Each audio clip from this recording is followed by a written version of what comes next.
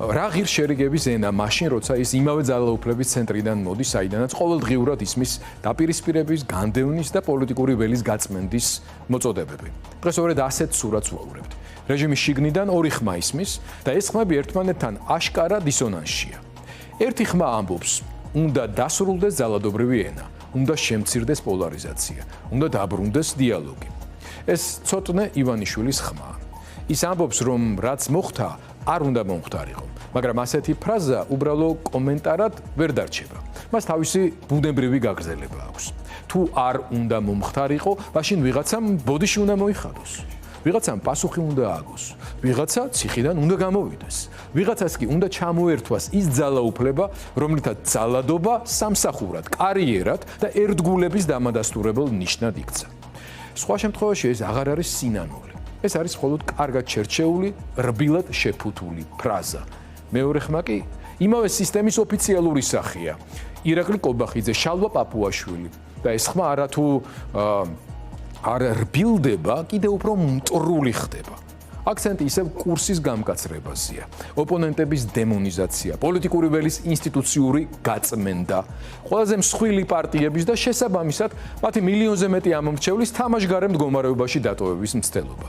ამ ორ ხაზს შორის დისტანცია იმდენად დიდია, რომ ბუნებრივად ტივტივებს ზედაპირზე კითხვა. ეს ერთი სისტემის შიგნით არსებული განსხვავებული აზრებია თუ ერთი სცენარის წინასწარ გაწერილი როლები.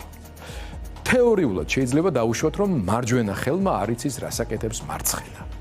მაგრამ ძალაუფლების მკაცრად ცენტრალიზებულ მოდელში, ისეთი როგორც ჩვენ გვაქვს, ასეთი შემთხვევითობა იშვიათია.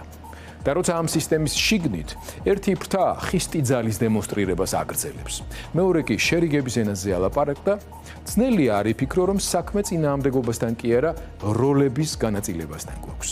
ანუ სცენართან, სადაც ერთი მხარე აუდაბნოებს პოლიტიკურ ველს, მეორე კი ამავე პროცესს უფრო მისაღებ ინტონაციაში ახმოვანებს. ერთი აშინებს, მეორე ამშვიდებს. ერთი რეპრესიას აგრძელებს, მეორე მის ფონზე ახალი ტონის ილუზიას ქმნის. მით უფრო ახლა როცა გარემო იცვლება, დასავლეთთან ურთიერთობა უკიდურესად დაძაბულია. ძველი ხისტი სპიკერების მიმართ ნდობის რესურსი ამოწურული. რეჟიმს შეიძლება მართლაც სჭირდებოდეს ახალი ხმა, უფრო რბილი, უფრო მოსასმენი, უფრო გასაყიდი, როგორც ქვეყნის შიგნით, ისე გარეთ. ან თუ ეს მართლა კურსის ცვლილებაა, მაშინ რატომ არ იწყება პირველი რეალური ნაბიჯები? რატომ არ ჩანს პასუხისმგებლობა? რატომ არ იცვლება პრაქტიკა? რატომ არ იწყება ეს ცვლილება ადამიანებით, რომელთაც ამ სისტემამ თავისუფლება, ღირსება და უსაფრთხოება წაართვა? და თუ ეს კურსის ცვლილება კი არა, მხოლოდ ტაქტიკური კორექტირებაა, მაშინ ვიზია გათვლილი ეს ახალი ტონი? შიდა აუდიტორიაზე, გარე პარტნიორებზე თუ უკვე პროექტ მემკვიდრის პირველ ფრთხილ საცდელ ფაზას ვუყურებთ? და ბოლოს მთავარი კითხვა მაინც ეს არის.